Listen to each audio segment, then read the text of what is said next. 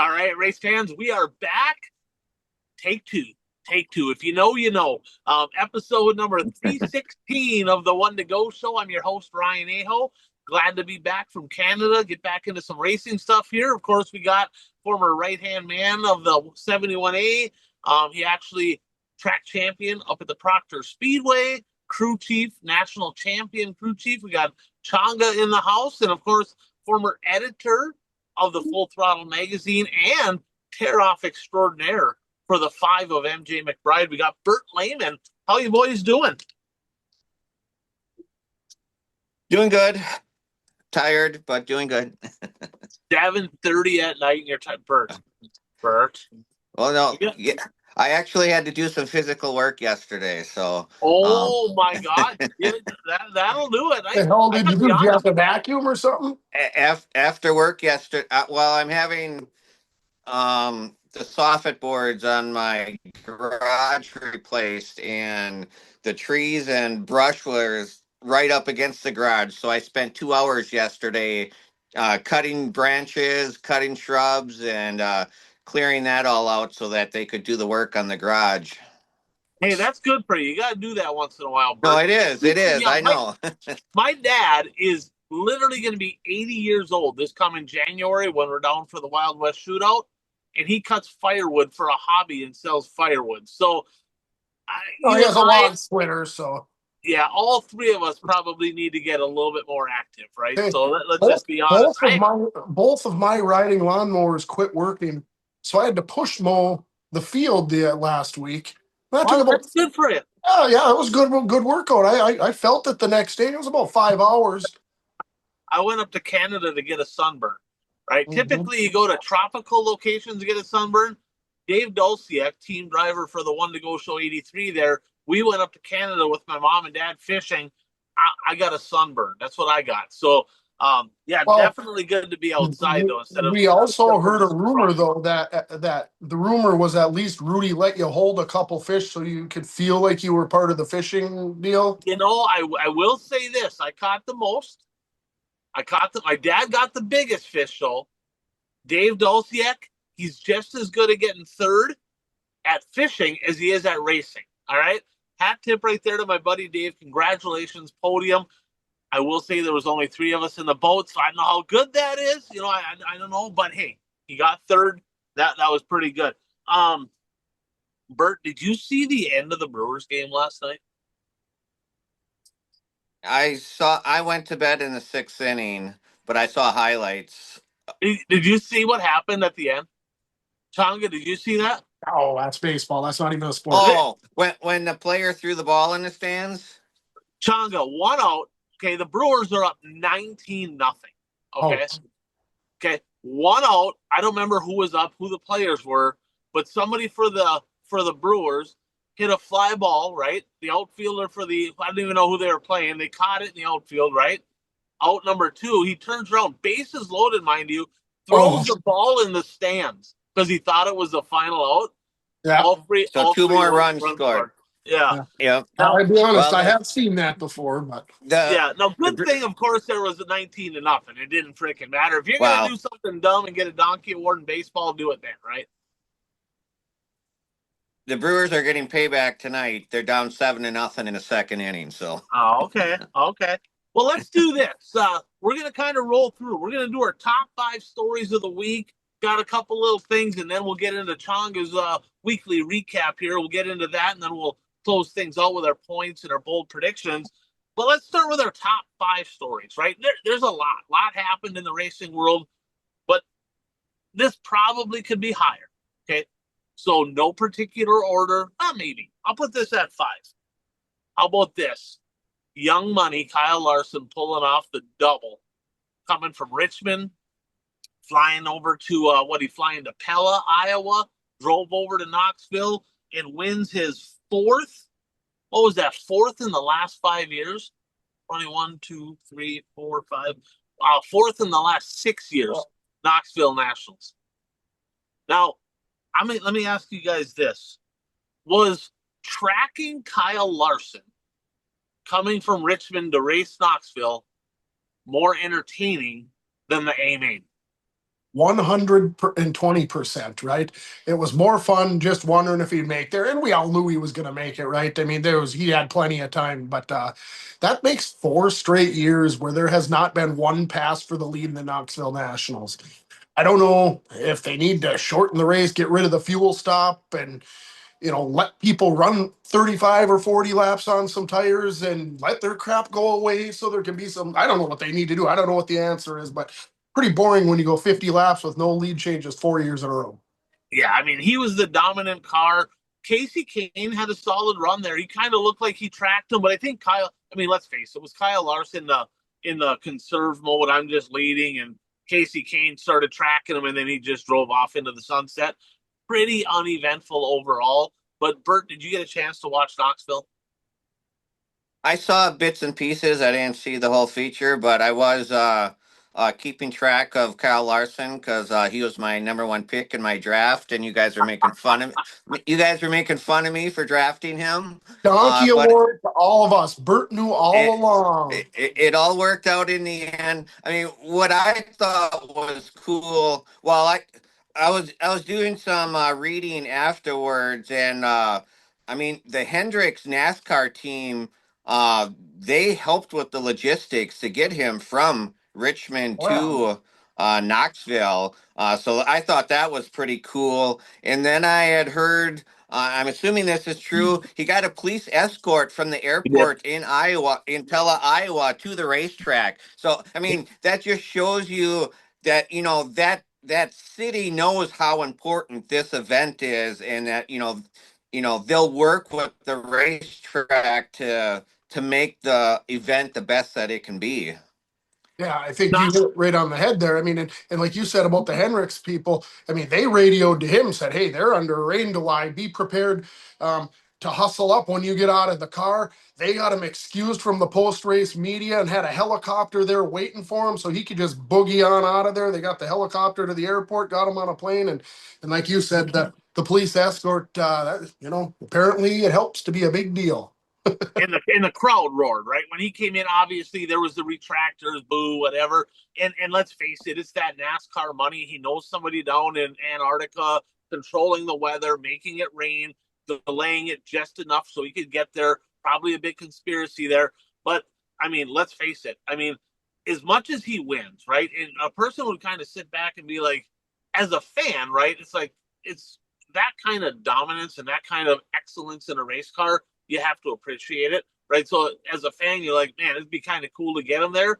But also as a fan, if he wasn't there, it would have been a hell of a lot better race.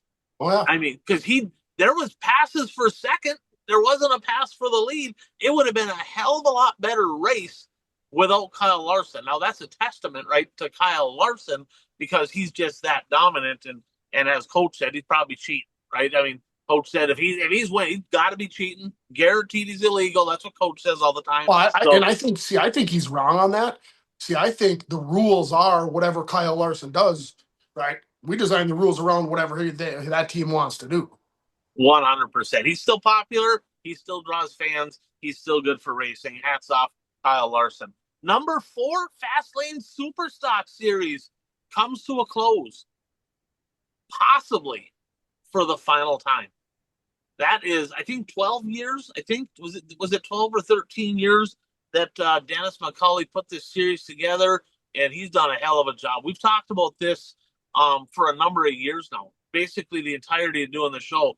Guys, there's very few people that promote, whether it's a series or an event, that take the time to actually physically reach out to the drivers, go to the track, promote, get cars there, and he's been massively appreciated by the racing community, the super stock drivers.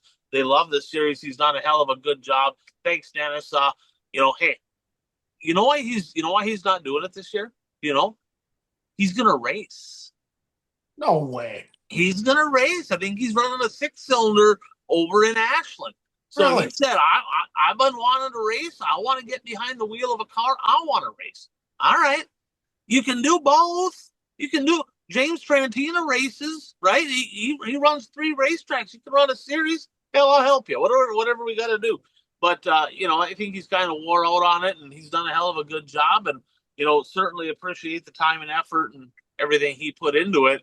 With that said, boy, this cat that won the series has had a hell of a year. What's he got? 19 wins on the year overall right now. Yep. Dylan Nelson in that Dirt Dueler 25 has been absolutely unbelievable. Changa, give us a little bit of a look back this past weekend. Where were they? Where they were at Gondik You're last in Saturday Ashland, and yeah. at Ashland. Give us a little recap. What happened this weekend? Okay, yeah, you caught me off guard there. So, down at Gondik, and this is kind of actually interesting because the guy that won at Gondik, I don't even think he had a night in the car before this Superstock series started. I think Hibbing was his first race, right? Sasquatch, Tim Johnson, and he winds up. I think he got first at Gondik, and I think what did he get, third at Ashland? I think. But yeah, first and a third at the last two tour dates. He got second in the overall points. Fantastic job for Timmy Johnson. Just, pull the thing out of the weeds and go race. I mean, he can drive anything, right? And then down in Ashland, we haven't been seeing as much of Steve Stewart lately. He's kind of, I think he wanted to chase hard for the national points this year, and it just wasn't going quite the way he wanted it to. So maybe he took a step back, kind of refined his team, sharpened his pencil a little, come back and kind of put the boots to him down there in Ashland this week. So good job for him too. Yeah, congratulations to both them guys. As far as Dylan Nelson on winning the series, good to see Steve Stewart back in victory lane. Stewart actually he started out the season red hot. I mean, it's like holy shit, he's here to play. And then, but he was. I'll just be honest, right? I like Steve. He's a hell of a race car driver. He's fun to watch. He was so stressed out, right, with just all the bullshit that happened last year, the whole deal that happened at the Red Clay that was in his head. Certain tech guys just kind of had him pissed off at the world, and I get it, right? When that deal happened, it leaves a bad taste in your mouth. I hope he's back to having fun, right? Because he wasn't. I promise you, when he was like in that, I'm gonna go after the points deal, and things started kind of, not going the way he wanted to. I promise his fun meter was pegged for a little bit. Hopefully, he recharged the batteries, took a deep breath, and hopefully he can have some fun the rest of the way out because he's going to be a force. Invitational time here, that 80 car is going to be a contender to win some races. 25 is too. Dylan Nelson is the real deal. That kid is super talented, but Steve Stewart has a legit shot to make some major noise from here through the end of the year when the money's on the line. Hopefully he's relaxed just a little bit and can continue what he started here this past Saturday at the ABC Raceway. Hey, another one that I do got to give a shout out here. Tristan LaBarge had a pretty solid weekend. He made the trip down to Gondik. He made the trip over to Ashland. He had a pair of fourth place finishes. He ran every race in the series too. So yeah. So that was I think he ended up sixth or seventh, maybe seventh in the points. Nice little paycheck for him there. But to cap off the series, home built car, built it himself to get a couple solid finishes there. It's a hat tip right there to Tristan LaBarge. And let's give a shout out, right? Fastlane Motorsports and Powder Coating up in Ashland, Wisconsin. Of course, home of the Galloper chassis. They do it all up there. They service a lot of racetracks. They sell parts everywhere. They can get anything you need. They do custom fabricating, powder coating, sandblasting. I mean, Chris, Tammy, and the whole crew up there in Ashland over at Fastlane Motorsports and Powder Coating, they're so good for racing. They've helped a lot of people, including us. So I just want to thank them, guys. If you need anything, invitational season's here. It's right around the corner, a couple weeks away. If you need to stock up on things to make sure you have what you need, make sure to give them guys a call up at Fastlane. They'll take good care of you. Let's go to number 3. Let's go late model racing here. WISSOTA Late Model Challenge Series, and I'm going to kind of let Changa take this one over, but Cole Searing kind of hitting his stride. Talk about him and then give us a little recap on the challenge series from this past week and, kind of tell us, I have a couple stats here. You probably do too, so I'll just fill in the blanks. Yeah, and I'll need some of that here because I've got a lot of who won and a lot of other things in my hot list. But yeah, so they started off the tour this week down at KRA Speedway in Wilmer down there, and I believe that's 3 years in a row now. Cole Searing brought it home checker. Kevin Burdick would come in tied with Tyler Peterson in the point lead, and I believe Burdick finished on the podium. What did he get, second or third? Second on Wilmer, sure.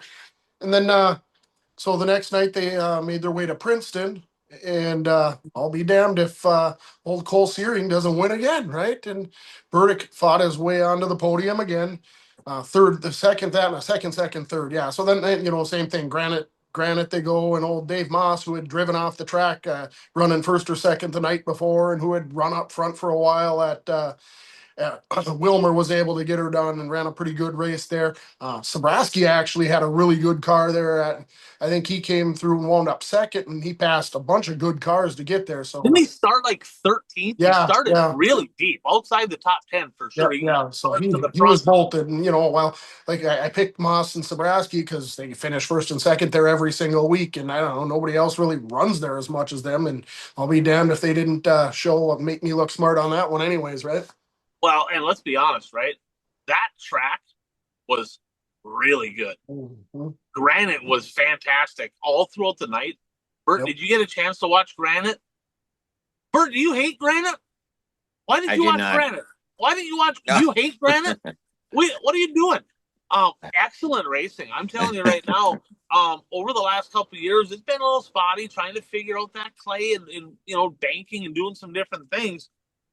The late model race wasn't the only good race of the night. There was some fantastic racing going on there. I'll tell you what, that mod Midwest mod feature, I think Blake Adams and Shane Sobraski probably swapped a dozen or 15 sliders on each other before Blake finally got the lead outright. And then you had Joey Jensen coming from deep, and he come down, he passed Landon Rant, and he passed Sobraski to get to second. He was a rocket ship. And then that street stock race, you had Caden Woody leading, and here comes Levi Rant to inside of him for the lead, and all of a sudden, here's Justin Vogel, makes it 3 wide on the outside, takes them both, and says, "See you later, guys." So yeah, there was some pretty exciting racing there that night for sure. Yeah, they did a good job, and Searing actually has won 3 of his last 4. So Cole Searing, Becker kind of had his number last year. I feel like Searing still got his, but Becker's been on the slide though. He's just not having the year that. He's got to be super disappointed with his year. Car's worn out. Yeah, it has to be. That's kind of a thing, right? They say the Longhorns are good for 20, 25 shows. Maybe he needs to get a new one. I don't know the story, but he just hasn't been good. But Searing's got 8 wins on the year, and there's another guy right there. Come invitational time, he's going to make some noise. But, the point leader right now in the WISSOTA Late Model Challenge Series, Bert, none other than Kevin Burdick, and it's been his consistency. I think he won the opening night of the Challenge Series over at I-94, and he literally got a first and a third that weekend. He got a second at Gondik, a pair of fourths at Red Cedar and Rice Lake, a second, and a third this weekend. Massive consistency. He had one rough weekend in there. They get a throwaway, so the DNF don't matter. His worst finish is 11th. Other than that 11th place finish, he hasn't been out of the top 4 at any Challenge Series races. So super consistent effort for the Dirty 30. He needs to maybe translate a couple of them to wins. But if he continues to do what he's doing right now, $10,000 or whatever, I think it's 10,000 to win the Challenge Series, that won't hurt his feelings. He's in the driver's seat right now, and I think we got 7 races left to go on that deal. And not only is he got a fair chance of winning that thing, and at the end, keep in mind, at the end of that thing, they come to his home, his neck of the woods. You got Proctor and Rapids and Hibbing, his tracks. And where TPO's got to come across the country to go places he ain't, maybe. And you know where the last 2 races are?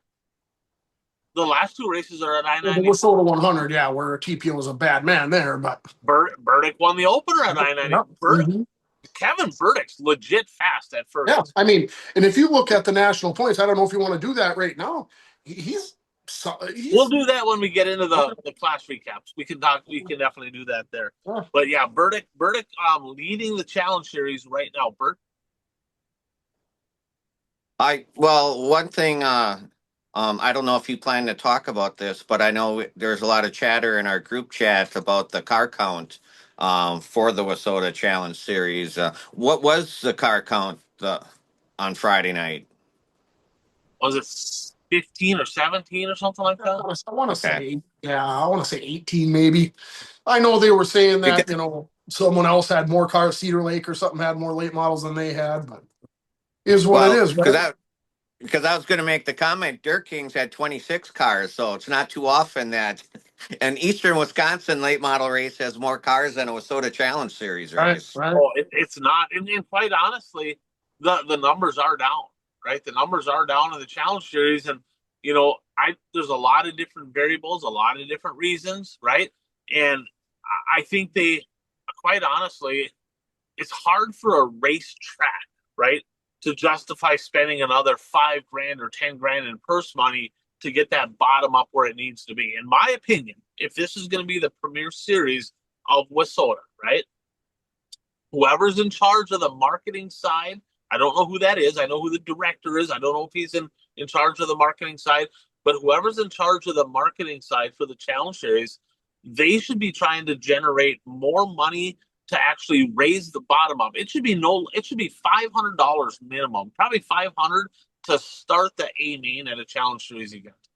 It's not. It's like 300, and you got to get quite a ways up there to make more than that. Well, they're 40 lap features.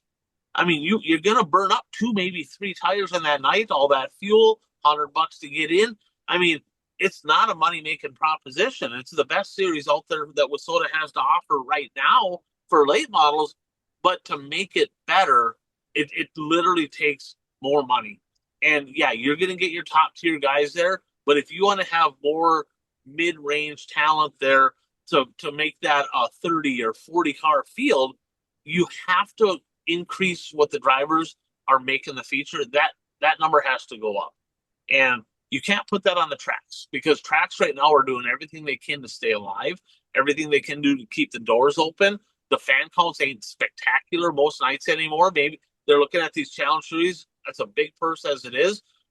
I think the series as an entity should be focused in 2027. If it were me, if I were running the challenge series, my focus would not be on the points. It would be on how do we kick in an extra $5,000 to each track for each one of these races, so that way we can bring the bottom part of that purse up. I get it. That's a pretty lofty number to come up with, but it takes some elbow grease. It takes some time. I think it could be done, and I think ultimately it would make the series a lot better to improve those numbers. Speaking of consistency, Wissota Teching has none. Zero. Now, I didn't listen to last week's show. Bert, I wish you would have. Bert, I'm going to ask you, okay? Did Kraus and Changa tiptoe around the whole rod bolt deal last week, or were they kind of bold, and did they shoot some, did they fire some shots? Kraus tiptoed around it. I gave my opinion. Changa was more opinionated than Coach was. So Coach is kind of soft. He's soft. All right, fair enough. All right, Coach is soft. So, I mean, we'll start there. I wasn't on the show last week, but are you shitting me? Right? You're going to throw away a guy's entire season over rod bolts? Well, what? They're freaking bolts. Somebody said, well, they could be a little lighter. They're bolts. Who gives a shit? Now, somebody said, oh, man, well, there was probably more illegal. They stopped teching at rod bolts. Mm-hmm. What? Now it's all speculation. I talked to a tech guy, and he's like, wow, I was told there was way more illegal than that. That's not what the tech report says. Tech report says illegal rod bolts, and they stopped. My opinion, if there's a full teardown and you're teching somebody and you find illegal rod bolts, at that point, you should continue on. That way, if there's something more illegal, you can at least not look like a complete moron for ruin somebody's entire season over something so stupid. Whoever the tech guy is there, I have a pretty good idea that it was Pogo. You should feel ashamed of yourself, right? I mean, let's just be honest with you. I mean, this is ridiculous. It's absolutely ridiculous. We sponsor as a show one of the drivers up in Hibbing, and I got to be honest with you. I talked to him, and he's like, man, I feel very fortunate that he did not get a 30-day suspension when that 4 cars in Hibbing didn't have the balance shafts in. Well, holy shit, guys. I mean, This past weekend at Montevideo, two drivers, Jarek Stabler and Dylan Terrell, both of them had their pans taken off, and guess what? Both of them had their balance shafts deleted. Okay, now they get 30 days. I think it's a $500 fine in a Hornet, loss of all points. It's the same thing the four drivers in Hibbing got DQ'd for and got one night and then lose all their points. It makes no sense to me, right? You cannot go back now a month later and be like, wow, we're going to give you 30 days now. You can't do that, right? They, in no way, shape, or form, should anybody, including the Rod Bolt gentleman, Jeff Roner, Stabler, Terrell, they should have all been DQ'd for the night, just like those drivers. Got to keep it consistent across the board. If you're going to do one thing for somebody, you got to do the same thing. I don't get it. It makes no sense to me. It's absolutely maddening, and it's just unfortunate. I mean, you look at the E85 deal right over in Proctor. I mean, that was a witch hunt, right? You know, that's what that was. There's got to be some consistency. I talked to, people affiliated with the class over in our area, Hibbing, Rapids, Proctor area, and over the last couple of years, there's been drivers that have been, 30 days, lost all the points. It happens, right? Steve Stewart, 30 days, lost all his points, loses 2-track championships, right? Literally changed the rule this year because they realized that it was kind of a stupid rule and all the heads were like that. I mean, unbelievable. Dumb. Absolutely dumb. And it's like they're picking and choosing. Now, let's just say that clearly, the One to Go show, we are in really good favor with the tech committee. We are in really good favor with the WISSOTA board members. We know how much the WISSOTA board loves our show and how much they love us. Okay, we know that. I mean, I'm pretty sure that most of the WISSOTA board members have a secret crush on Bert and Changa. Maybe me too. I'm not really sure. For sure, Kraus. Okay, and that's probably why our car didn't get 30 days, because of their love for us. Okay, that's why that is. We just have a lot of pull. That might be sarcasm because they don't really like us. Okay, that's just the way it is. They don't like me. I can promise you that. So let me ask you a question on that. That Hornet deal, because it sounds and looks really, really bad, right? So now after them 4 cars in Hibbing, I know they went to, was it Brainerd the next night and warned these guys. Did they ever put out a press release talking about this after that incident, saying, hey, look, this is the new rule going forward. You will have 30 days and you will be fined and suspended after that happened? they did. It's on the, if you go to the WISSOTA website, it's under tech updates. They did do that. They were on the spot with that. So Oh, hey, I mean, at least now they knew, right? This written in stone, it's on paper. This is going to be the result if you have your balance shaft. So there's two parts. There's two parts to this equation, right? Right. I believe that you have to be consistent across the board. If one person gets caught with this illegal part, the penalty should be consistent, should be the same for everyone. Okay. With that said, it ain't a secret. I mean, it's not like all of a sudden it's like nobody knew about it, right? I mean, everybody knew that it happened, and if you chose to keep running it, you're kind of a dumbass. I mean, so there is that too, right? I mean, so you got to take some accountability as a driver too, right? You can't fall. Well, I don't think it makes a big deal. Well, clearly they're DQing people for it, and if you chose to continue running it, you have to take some ownership in this deal too, right? I mean, this don't just fall all on the tech committee, but the lack of consistency is just maddening. And if you're a driver, any driver out there that's been DQ'd 30 days, lost all your points, you got to just be pissed off, right? Because it's like, why would driver A, B, and C get full max penalty, and then these drivers over here don't? It makes no sense. All a person wants in teching is for it to be fair across the board and treat everybody the same. And that alone seems like it's a challenge. Yeah, and it shouldn't be. And late models, and I was going to talk about it in the late models, but since we're on teching, so last week at Fergus, Bert, a late model gets DQ'd in post-race tech because the left rear bird cage appeared to be heavier than the right rear bird cage. Okay. In the modifieds, that happened to Joe Chisholm, which they overturned that. Okay. But that happened to Joe Chisholm. Now, that happened a few weeks back to Devin 2 weeks Van ago Host. in Devin Van House in the modifieds. In the modified rules, it says the left rear bird cage can be no more than 6 pounds heavier than the right. Okay. There's not even a rule in the late models. The late model rule is unified rules with World of Outlaws and Lucas Oil. I've got it printed off here if you want to hear it. Yeah, you can go ahead and read it. It says bird cages, very short and sweet. Limited, one bird cage per side. Bird cages may consist of multiple barrels, but must bolt or weld together. And work as a single barrel bird cage. Shocks and radius rods must mount to the bird cage. Floating, pivoting, or rotating mounts and or brackets of any sort are not allowed. All brackets or mounts attached to the bird cage must be bolted or welded. That's it. Don't say nothing about weights. Don't say nothing about sizes. Yeah, so allegedly what happened is the tech guy saw it and said, that doesn't look right. Checked with another person that's a tech guy. I won't get into names because I don't have a lot of this is hearsay, okay, on who they were. But they checked with the other person and says, nope, that's illegal without even looking at the rule. They just assumed that it was the same as a late model or as a modified, and it was not. Well, hat tip right here to Rick Tennis. Rick Tennis, head of WISSOTA Teching, the next morning said, that ain't a rule. We got to overturn that. There's people mad about that. That was a big to do and a big. I'm sick of these tech guys overruling this DQs. It ain't a rule. It's nowhere's the rule. And Johnny on the spot, they put a tech update that it is legal, it is allowed. Same rules as World of Outlaws, same rules as Lucas Oil. They got that one right.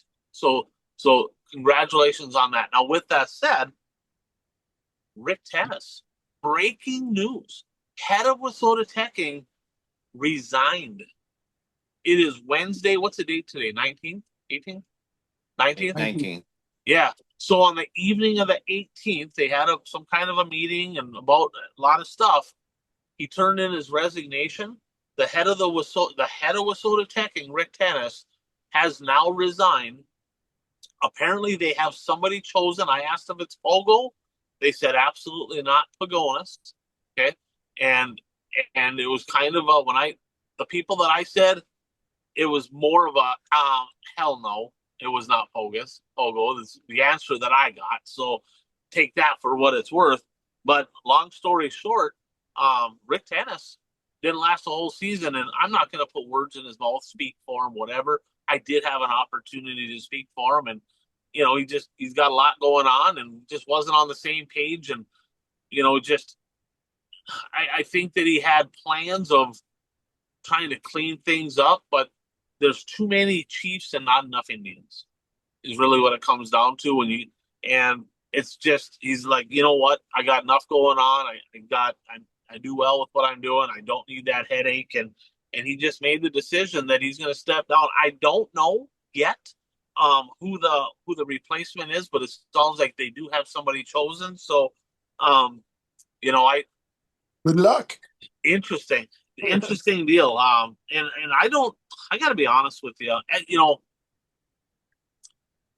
We've been around this deal for a long time, and I talked to Rod Lindquist, right?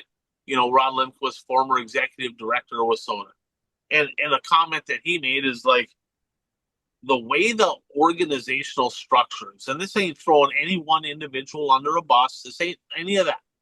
But the organizational structure of WISSOTA is there's too many people trying to steer the ship.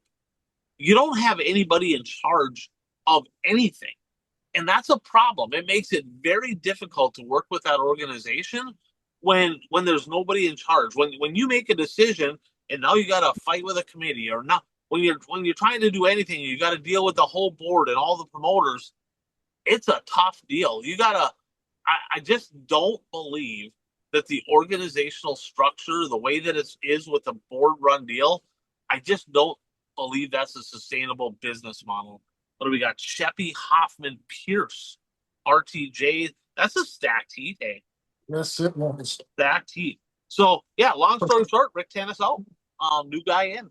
Don't know who that is. I guess we'll find out in the next coming days. How about a shout out here, East Central Sports? What do you got there? I was showing you Impact Healthshare. I didn't know if you did that one yet. Yeah, we can do that one too. But why did you tell you want to tell us a little bit about East Central Sports? You want me to roll with it? Yeah, I can go with it. East Central Sports, your home for pit bikes, dirt bikes, golf carts, Toro lawn equipment, VC boxes, AMSOIL products, and a lot more things. Give Mac and the gang a call at 320-358-1994. Mention the show, get $100 off your big boy purchase. Absolutely. I believe he's got all the parts in for my golf cart now. So I'm really hoping, knock on my wood head here, I'm hoping to have my golf cart for invitational time. Here we go with this story again. Yeah, exactly. Well, while we're at it, I probably should give a shout out to Impact Healthshare. I usually start with that, and I was off chasing squirrels. But if you're in the market for health insurance, right, whether you're self-employed or if you pay for your own health insurance, or maybe you provide health insurance to some employees, but if you're paying for it and you're looking for a cheaper, better alternative, something with affordable deductibles, something where you can go to any provider. You're not locked into a certain network. Impact Health Sharing has been absolutely fantastic. You're looking for a family, a whole family, right? About $650 a month, $2,500 combined household deductible. That's a very affordable rate right there for the average person. Super cool stuff. They also have some other perks in there. I can get you all the information. I can get you a quick, no obligation quote. Hit me up 218-969-1380 or shoot me a message on Facebook or however you want to get a hold of me. I'd be glad to get you the information you need to see if we can save you some money on healthcare. So, number one, Bert, I'm going to make you say this one. What state was represented this past weekend, Bert? Say it, Bert. Do it. Iowa. Tonga's gonna whoop your ass. Yeah, the Gopher State. I got it. Yeah, Minnesota. Down at the top list. Yes. Yes, Minnesota on the map, Bert. On the map. Tell us a little bit about that. Yeah, the topless 100. I think they should change the name to it to the right rear flat 100. But Dan Ebert prevailed, and cool victory for him, especially after the previous week when he had some issues at the North South 100. But it was good to see local driver have success and win a Lucas Oil feature and a crown jewel at that. Yeah, I mean, so we talked about it. I don't know if I talked about it on the show or if it was in the group chat, but I said Ebert is close. He's gonna win something. He's been showing speed. He was front row at the USA Nationals, and I think he lost his brakes. He was front row at the North South 100, and the lift bar broke. He was front row last night at Marshalltown and ended up blowing a right retire. He was front row at the Topless Nationals at Batesville. He did get a flat tire at the right time, overcame it. There was only a couple drivers that didn't, so he still had the bad luck, but the cars had speed. He's been fast. He's been there, and he finally gets one done. I don't know, and I didn't do the research quite yet, but has there been a Minnesota driver that has won either a Lucas Oil or World of Outlaw late model race? Did Rick Eggersdorf ever win one? I don't think so. He did? I believe Shawano Speedway was a World of Outlaw race back in the mid 80s, and Eggersdorf won that one. Okay. How about a Lucas race? I doubt that. Let's say probably not. Probably not. And if it has happened, it's been very few. He may be somebody in the comments. If you want to do a little research, was this the first Minnesota driver to win a Lucas race? And has there been a Minnesota-based driver to win a World of Outlaw, Lucas, Castrol, any of those races in the last 25 years, right? 30 years, 40 years, right? Whatever it's been. That's a big win. That's they fought through adversity, and quite honestly, it's a learning curve. I mean, going out, I mean, Mark Richards talked about it on a podcast, and he said, when you take a driver in, it doesn't matter how good they are at home. It doesn't matter how good they are at a handful of tracks or in a specific region, right? It takes a whole different thing to travel all over the country, see the different tracks, the different clay, all that different stuff. And, he's in his second year here. Could we see Dan Ebert starting to turn a corner? And could we expect to see him maybe contend for more wins before the end of the year or multiple wins in 2027? What do you guys think? Well, anything is possible. Go ahead, Bert. I just had to say. Oh, Well, Bert, no, you I beat mean, me to it. no, I mean, I think that he's definitely put his name up there, where he can contend for wins. I think he's proven that he has speed, and like you said, it's just a matter of being able to maintain that throughout the course of an entire race. What I found interesting about last weekend's race was Bishop, the Rocket One car. They were planning to change tires in that race, and they changed tires in that race. And Ebert, who, I mean, you could kind of say it's a team car to Rocket One, was the car that was the fastest car of the two. He was quick. He was quick. And, speaking of the Rockets, right? Rising from the ashes, because I buried them a couple years ago, said they were done. And I mean, they win the USA Nationals, the North South, the Topless. I mean, they're winning all these big He races. did They not won. win the USA Nationals. No, they did not. PDC. PDC. Yeah, PDC. They did not win the USA Nationals. They Did won the not win the PDC. Dream. They won the PDC, the North South, right? The Topless. So in the last few weeks here, Rocket has definitely shown that they're back, and And I guess slowly they but will surely, say guys are switching over to him. we're gonna save this for bold predictions here. I'll Well, just I leave. mean, and actually, the fastest car of the night was Josh Rice, and they just switched back to a Rocket, correct? Mhm. They did. That was a brand new car, I believe, right before the North South. And I got to be honest with you, if Chonga's giving him stick signals, he wins that race. It just is what it is. Because He holy was shit, pushing way too hard. what are you doing? I mean, literally no plan of throttle control at all. He used his shit up, and on the other hand, Dale McDowell mentioned maybe I was a little too conservative trying to save the right rear. So JD said the um, same thing even after he changed the tires. He was still being too conservative. right. So yeah, congratulations, Dan Ebert. Great to see a local guy get into victory lane at a big race. Hopefully, there's more to come. I mean, Um, I think we need to touch on the elephant in the room, though. Why are they having? I mean, so out of all the cars in that feature, two cars didn't have to pit. Okay, that was Clay Stuckey and Dale McDowell, right? We and saw I a figured whole. I figured Stuckey for sure would have had to because he's young, right? You Yeah, kind of expect him to be young.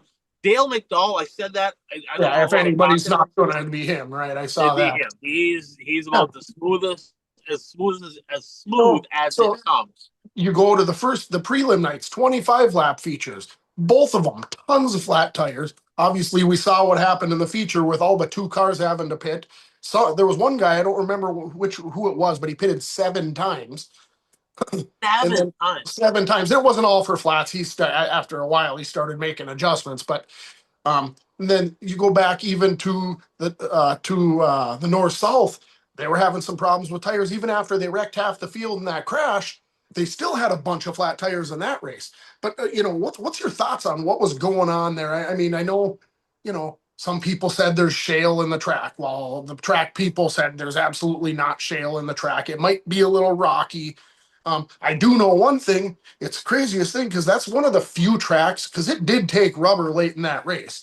And but it took like 2 grooves wide of rubber. I mean, you could still pass and race on it because it was so wide, you know.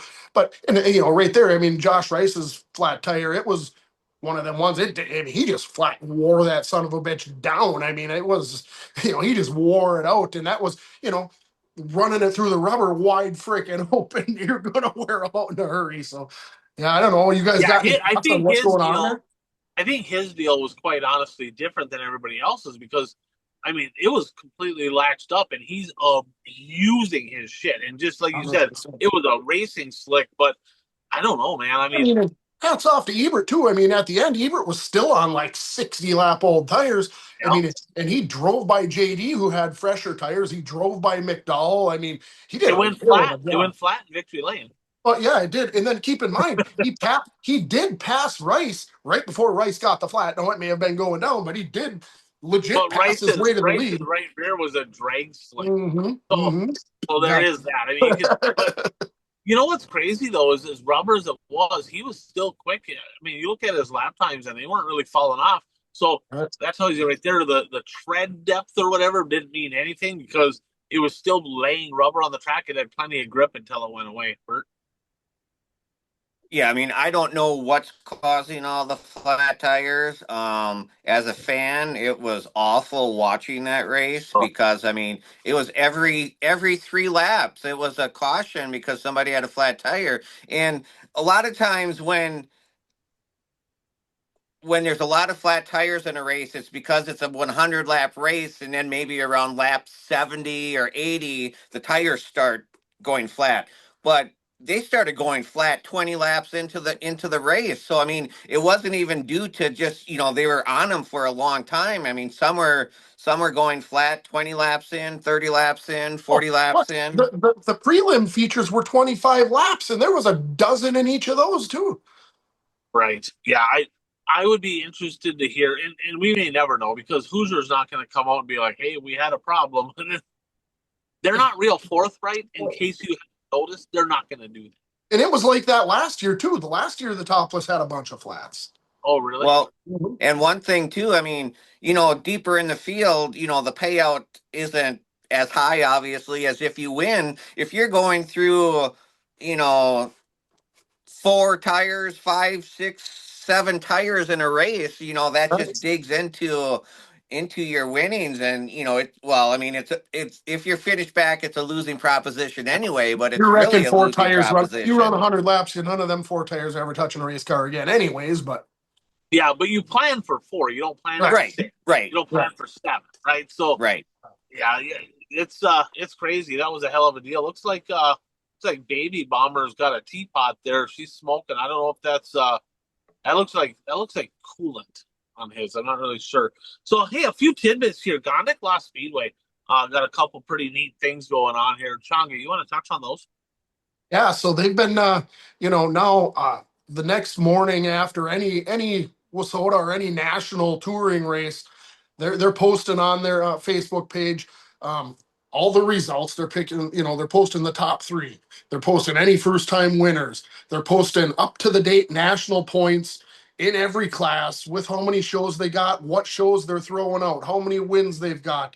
And I tell you what, this is going to make Changa's job a hell of a lot less time consuming because that stuff takes me a lot of time to prepare every week. And that's going to help immensely. I did send Joe a message and thank him very much for that, and told him I promised I would share everything I could on Facebook and try to get the word out and get him some views on the site, and talk about it on the podcast because boy, it's surely appreciated, and it just makes the conversation everybody more educated, and it just makes it more interesting to get into. 100%.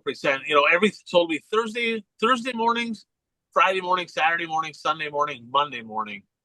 Is when that'll come out. Go to Gondikla Speedway on Facebook, give it a like, give it a follow, and if you want to keep track of the points moving forward throughout the rest of the season here, that's going to be the place to go. So thanks a lot, Joe, for that.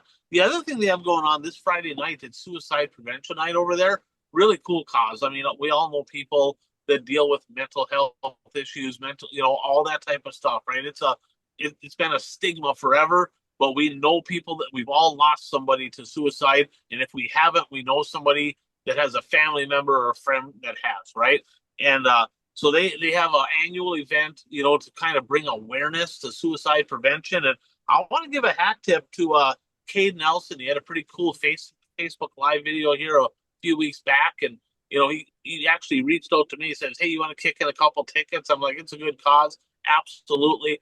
So he kind of spearheading that deal and got quite a few people. He's passing along. Not only is he trying to get some free tickets, but he's passing along, what it's about, and really kind of taking part of this event and kind of bringing it to the forefront. So Cade's done a heck of a good job with that, and I think I saw he was up to, I don't know, 24, 26. yeah, Yeah. I think 25 tickets are being given away, but definitely a good cause. Check it out. Go to, of course, Gonda Claw Speedway. They have some information on that on the Facebook page. So I just want to give a hat tip to Cade for that. Tell us about Brad Parson. Oh, goodness. Okay. Soil and Egg Solutions, their innovative products continue to help farmers boost yields and maximize results in the field. If you're interested, give Brad a call at 320-219-3542 and see what Soil and Egg Solutions can do for you. Absolutely. If you're looking to make money in farming, can't control the weather, can't control the sun, fuel prices, none of that, but you can control what you put into those spray packages to make more money, get higher yields. Thanks, Brad Parson, for that. So we're going to get into the recap portion of the event, right, of the show here, and we'll work from the national series all the way down. Of course, we already talked about Knoxville. We talked about the Topless. Changa, anything else on the national scene? I think we can try now, other than if you want to consider the Castro race last night's kind of a national scene race. That was Pierce, Sheppy, Huddy, Moran, RTJ, your top five in that one. So other than that, I think we've covered Knoxville and Batesville at length. Yeah, and if you guys have news or anything breaking or anything, Oh, you know what? I did have one more tidbit I did want to touch on. I have something. I'll go first here since we paused. Unless you want it, don't matter to me. But I'd love to because I don't want to forget about it. okay, go ahead. So at Knoxville last week, okay. So this is our ongoing debate. What's better, High Limits or World of Outlaws? What do you guys think happened there? Who do you think did better? High Limits. Okay, so here's just some of the stats I got on it. So in the main event, there was 6 high limit regulars that made the main event. They had 0 top 5s, 1 top 10, and one of their best guys, Aaron Reitzel, didn't even make the show. Okay. Now I'm not counting Kyle Larson as a high limits regular, because he's just an all world regular, right? Now World of Outlaws had 7 guys in the feature, 2 top 5s that were 2nd and 5th, 4 top 10s which were 6th and 7th. So I don't know. I think the World of Outlaw guys got the better hand this time around. Yeah, you might be right. Bert, would you consider Kyle Larson a high limit? I mean, if you have to consider him for any series, it would be high Yeah, limit. if you were going to consider him for a series, yeah, I'd buy that. Corey Dade probably also. He runs more high limit, probably. Well, let's be honest. Them guys combined have got, say on the high end 30 shows, and of the 30 shows, I'm going to put J-Mac in that yeah, mix. no, he's a narc guy. J-Mac's a narc guy. Narc and high limit, kind of what he'll run high limit. But anyhow, long story short, I mean, them guys, a third of their races this year has been World of Outlaws too. I mean, just that's a weird deal. The high limit, because they have the weekday series and all that. You get a few of them drivers that come in, they seem to drop in to the high limit series, but they don't drop in as much to the World of Outlaws. But yeah, I guess if you looked at just the straight up regulars, World of Outlaw, I guess had their number. For sure. Not by much, and Carson Macedo would have been probably 7th, 8th, somewhere in that neighborhood if he wouldn't have grenaded a motor. Cost me 2nd in the draft. Cost me 2nd, so I didn't 4th. Bert, you know what cost me winning that draft? Not having good enough drivers. That's part of it. We were sitting down doing a night before the frickin' USA Nationals podcast in the dark at a table. And it's my turn to pick back-to-back picks. So I just freaking whipped out 2 names, didn't even look at the freaking list. And then I passed on Logan Schuhart for Donnie Schatz, which I wouldn't have done had I looked at the damn list. So shame on Changa for not winning 2 in a row. Should we ding him for having an excuse there? Is that an excuse? Oh, no, I think you should give me a donkey award for picking a team in the dark. Speaking of donkey awards, I got 2 of them to give out before I forget about that too. All right. So the first one's going to go to my cousin Bill because I think he gave up on Pierce, right? He's like, the guy ain't won a race in 2 weeks. He went and wrecked a car at the North South, and then he's just like playing kissy face or rebuilding cars or whatever the hell he's doing for Batesville, right? So he tells me last night, he goes, you know what? That Dan Ebert seems like a nice guy. I'm going to cheer for him. He told me that last night. Well, then Pierce won, and he was like, Their blowing up my teammate. phone. Yeah, The yeah. teammate. Well, Collins brothers going on both cars. They're teammates. And then I had several guys in the group reaching out to me on the second one. The second donkey award's going to go to Mr. Aho because everybody in the group chat's getting pretty pissed off that he's been on the clock in our draft for 2 friggin' days and is making no effort to make a pick. I mean, there's only 30 guys left that he knows that are going to be there, but he ain't going to make a pick. I think you So ladies donkey award to you. me. I think you ladies should thank me because the longer I delay, the longer that list will be of pre-entries on the Eldora Speedway. Yeah, I mean, I don't care either way. So I already picked a driver that's not going to be there. Mike Marlar is going to be at a wedding. That was my second round pick. I cannot afford to give away another pick to some clown that's not going to be at the World 100. Okay. Well, So I'm sure lots of guys that are going to be there. And I'm just going to go ahead and take my time. I'm going to wait. I could take Montana Dudley, right? I could do that. I could take maybe a Rusty Ballinger. Rod Conley. Hot Rod Conley's got the 71. I could take him, but I think. Who'd you draft that 1 year? I took Oakley Johns. Yeah, that's it. yeah, that was wonderful. He did great. So I think I'm going to go ahead and I'm just going to wait. I'm just going to wait it out a little bit. We got plenty of time. We got 3.5 weeks till the World 100. Not a big deal. I'll just wait, and then everybody else will be able to see a whole list of people on the page, and they'll be the picks. We should just flow right through it because the entries will be there for everybody to see. So you're welcome. I will just. I just like how anybody else's pick, he'd be hurrying us around.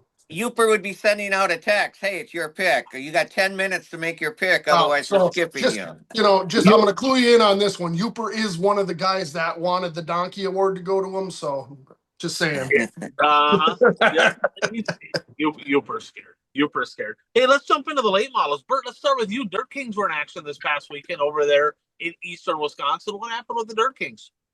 Yep, they raced at Outagamie Speedway in Seymour on Friday night, and then they traveled north to the Hill in Sturgeon Bay, Wisconsin on Saturday night. One thing of note, if you look at the WISSOTA Challenge Series results, you'll notice that Joe Bennett and the Franks, Todd and Gunner, were not at the WISSOTA Challenge Series race. Todd probably wishes he would have gone to the WISSOTA Challenge Series race. He had a nasty rollover in hot laps at Seymour, and he didn't race the rest of the weekend. But yeah, I mean, it was in hot laps, no contact with another car. He just went into the corner, and I don't know if he hit a rut or exactly what happened, but he rolled 3 or 4 times. And does he run a Longhorn car? I guess I don't know. I thought he was in an MB. He was in an MB. I'm assuming he's in an MB yet. Not that there's any connection to it, but I talked about it on the show there last week. It's like I don't know if you saw at the North South when McCowan just goes into the corner, freaking turns it sideways, grabs traction, and flips right over the wall. Just the same way as Onyx Johnson did, just traction rollovers, right? Garrett Albertson did it earlier in the year. I mean, it's like, God, you're starting to see these traction rollovers like crazy now. Well, and we saw him back in the day. I remember Pat Dorr doing that. Danny McMahon did that at the Silver. Yeah.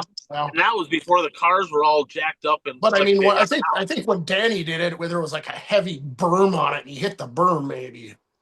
Yeah, possibly. So, So, who won those races? but yeah, at Outagamie Speedway, Brett Swedberg won the feature. Nick Avalink was second. Justin Ritchie was third, and Luke Postel was fourth. I'm not exactly sure how much past. I mean, the top four finished where they started. So Brett started on the pole, finished first. Nick started on outside front row, finished second. Taylor Scheffler finished fifth. He started 10th, so he moved up a little bit. Terry Casey finished sixth, and he started ninth. So those guys moved up a little bit. And then at the hill in Sturgeon Bay, Nick Avalink won. He started third, finished first. Jesse Glenn started on the outside of the front row, finished second. Joel Bennett started 11th and finished third. And the hill is a very small track. It's not an easy track to pass on for late models. So that was impressive. Paul Parker started fourth, finished fourth. Tim Eisenberg went there, started on the pole and finished fifth. So Is um, Swedberg leading the points, Bert? I am not sure. I can I think he check. was going into the week. But Or no, maybe your one boy one was. thing to note, Dirt Kings this past weekend they ran their 100th feature in the series history. So good accomplishment for the Dirt King series. So I will go check the points. Okay. Changa, you got anything else on the late models? I got a couple things, but I'll let you. Oh What else? yeah. We That's talked about cool. the challenge series already. Yeah. Well, and a lot of my guys are going to be probably somewhat who, like I said, we touched on Cole Searing, and Kevin Burdick. I guess a first-time winner, Kelsey Peterson, got her first late model win up in at my Grand Forks. There, she had won races previous in micro sprints back in the day, but first, congratulations on your first ever Wissota late model win. Yeah, her dad and her brother have won, right? Joey Peterson's her dad, Tucker Peterson's her brother. So all three of them with late model wins. Of course, they lost their mom here a couple years ago to cancer, and she raced the Superstock back in the day. So she's a former winner. She's won races too. So the whole family has won races, but kind of a big deal to go out there and score a late model win at Grand Forks. They got a pretty stout field of cars there. So congratulations, Kelsey, on that one.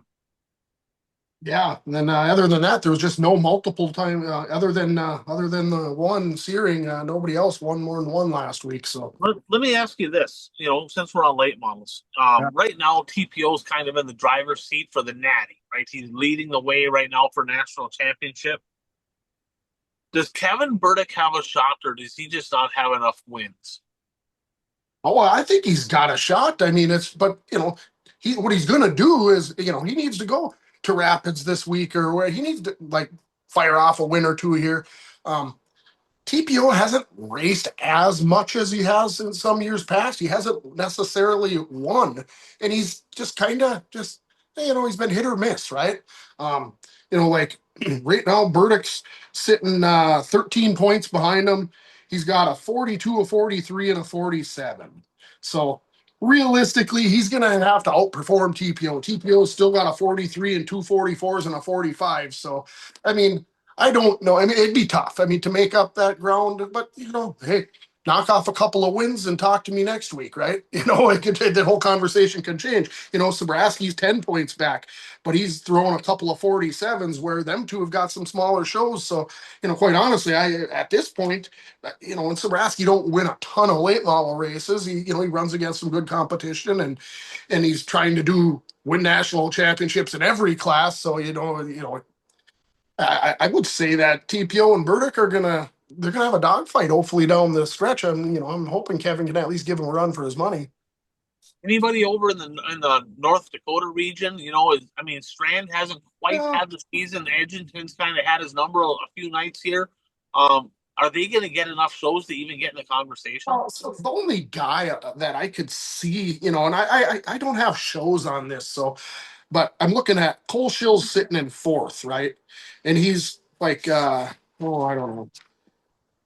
He's a ways back, 170-ish points, right? But he's still got a 12-point show, and he's got two 32-point shows and two 33-point shows. So, he could knock off a pair of good NLR races this weekend and gain, 80 points. or something. The fact that we're nearing the end of August, right? Right. And drivers sitting in the top 5 in the national standings Throwing a 12-point show are still throwing out shows that they didn't even start the heat race in. That tells you that the point system maybe needs to be looked at. Maybe it needs to go to 25. 20 might not be enough, but maybe go back to 25 because there's only a couple drivers that are even racing enough shows to be even considered for this deal. But right now, TPO in the driver's seat for another natty. Burdick and Zabrowski still have a shot. A lot of racing left to be had, but we'll keep a closer eye on that moving forward. How about the modifieds? Actually, how about the modifieds? Oh, Bert, what do you got? Swedberg is actually 4th in points. Oh, who's winning? Justin Ritchie is leading in points. He's got a 20-point lead over Nick Anvelink. And Chris Ortel is 24 points back. Swedberg is like 28 back. Now, Nick has missed missed a show, yeah. Yeah, and he's only 20 points back. And this will be my homework for this week to find out if they used to have at least one throwout show in Dirt Kings. So, he knew he's in control then. yeah, I'll do some homework this week and find out how many throwout shows, if they have any. Justin Ritchie's been kind of quiet the last couple. I haven't heard his name hardly at all. He won the Dirt Kings championship 3-4 years ago, somewhere in that neighborhood. Yeah, he's the only other. Well, besides last year when Mullen won the championship, Mullen and Ritchie are the only 2 drivers to win the championship other than Nick Anvelink. Good to see him back in the conversation again. Welcome back, Justin Ritchie. All right. How about modifieds? You got any mods? Go ahead. I only got a couple down on my local mods. How about Kennedy Swan last week? And how about just lately, like the last 6-8 weeks? Last week she picked up a win at Grand Rapids, followed it up with a win at Rice Lake, got 2nd at Menominee. I mean, she's got up to 4 wins on the year, which is a pretty good deal. But just consistently on the podium here lately and having a fantastic job there. And what's he have 1st and a 2nd this weekend?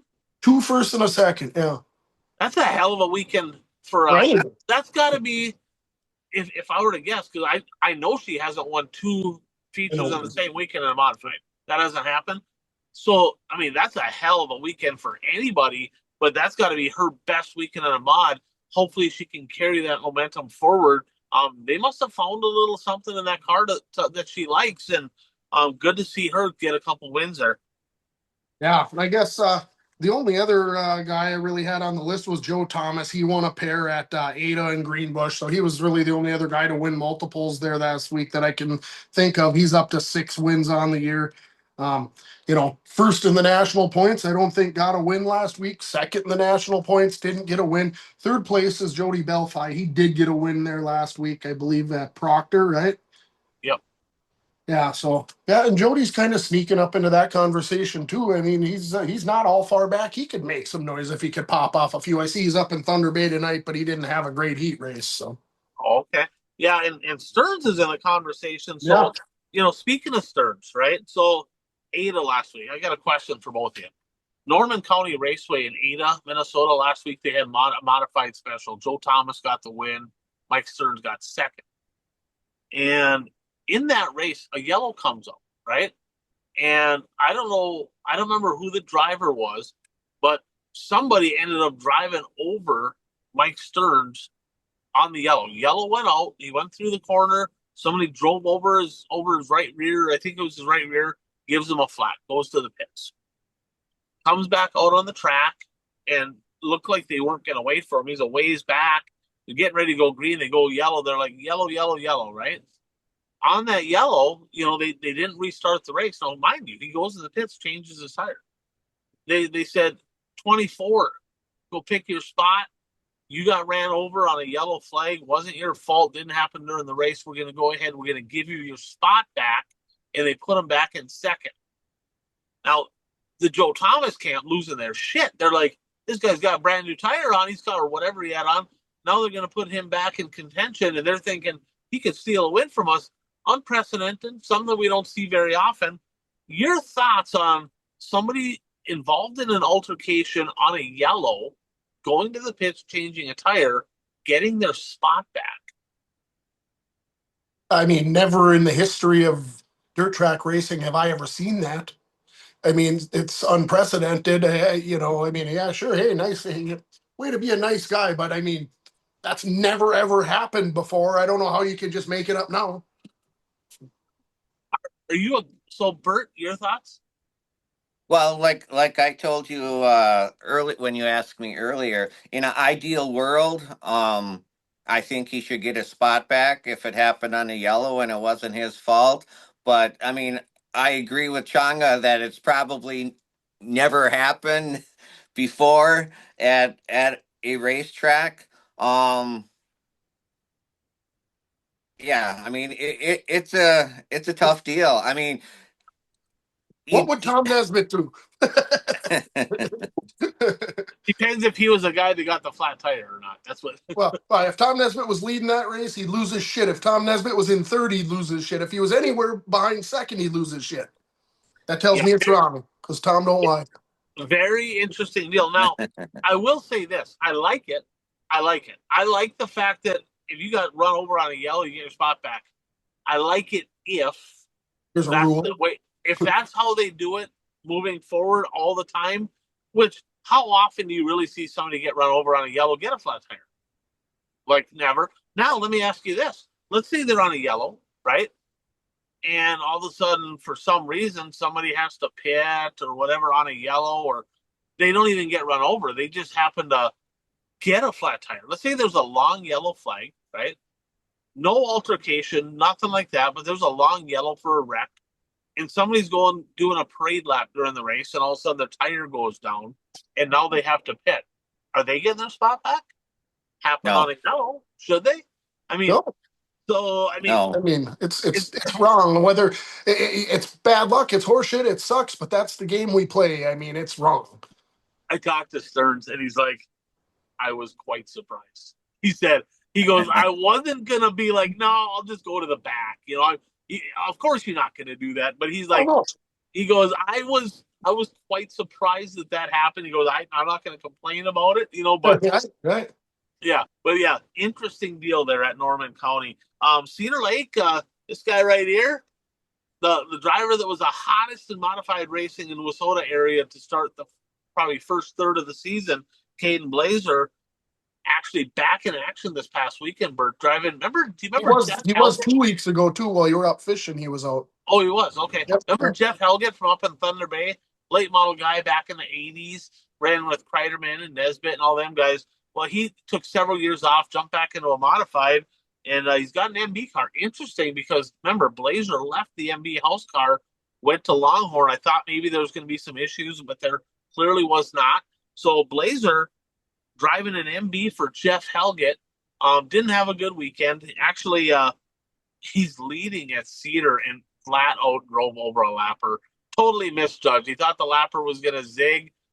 They zagged. Didn't expect it. Dumped and put to the back. Ensuing restart. The top three drivers get wrecked. Top three drivers. So now you have the leader went to the back. Second, third, fourth, all wreck because on the ensuing restart, Daryl Nelson's leading, Nick Ayot's in second, and Schill is in third. Tony Schill and Ayot went to throw a slider. Sounds like maybe he had an issue with the right rear spring eliminate or something like that happened, but you couldn't tell in the video. But he threw a slider and the car boat came to a stop and it stacked everybody up. And it tore a bunch of shit up. But quite an interesting deal over there at Cedar. Do you remember who ended up winning that one, Chonga? Wasn't it Weinberger, I believe? Yeah, Justin Weinberger, he went +8 to the win, and yeah, Jason Gross was +14 to second in that one. right. Got a few gifts in there along with it, but +8, +14, regardless. Hell of a good job for both of them. Blazer got back up into the top five. Needless to say. Thinking about tires, we talked about tires with the topless. We talked about in Wissota modifieds. It's the only class you hear about really delaminating tires, right? Wissota modifieds, it's an ongoing thing. Right rear tires are melting. One thing I know about tires, the harder the compound, the more heat those tires can take. Okay. WISSOTA modifieds are on what's called a W35. Okay. That's a 35 compound. UMP has two tires they can use, a 30 and a 60. And based on the people that I talk to, they all run 60s on the right rear. UMP cars, 60 right rear every single time they're on the track in a feature. Let me ask you this.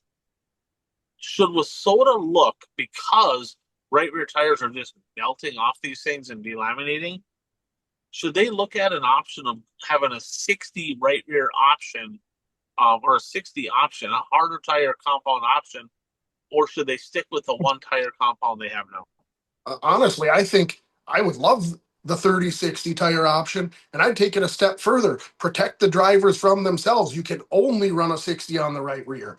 Just be done with it. Don't care what the track's like. You can only run a 60 on the right rear. You run 30s on the other three. I mean, protect them from themselves. I think it might be something worth looking at. So if you're a promoter out there, tech official, whoever, tech committee, maybe that 60 is an option. It's working in UMP, right? WISSOTA, nothing but problems with delaminating right rear tires. Some drivers have done it a bunch. Maybe something to take a look at. How about soup? You know what? Did you want to take a look at the national points and the mods at all? Sure, Because that's heating sure. up too. So Blake Adams is leading the way by 7 points over Sobraski right now. Blake's got 751s to throw. So now he's got Okay. work to do to gain any points, right? He's got work to do. Shane's sitting 7 points back. He's got 650s to throw. So no, you've got Jody Belfi. He's sitting, what is he, 10, 12, 19 points back, right? He's still got a 45, a 47, and a 49. Right now, Blake's got 12 wins. Shane's got 12 wins. Belfi's got 10 wins. I believe Brandon Kopp, he's like right there, probably another 10, 12 points behind Jody, and he's got 45s and 47s and a couple of 48s, like 10 wins. And then back in ninth, you got Mike Stearns. He's got more wins than anybody. He's got 13 wins, and he's got a 42, 248s, 351. So he doesn't have a whole pile of low shows there He to just throw. hit 30.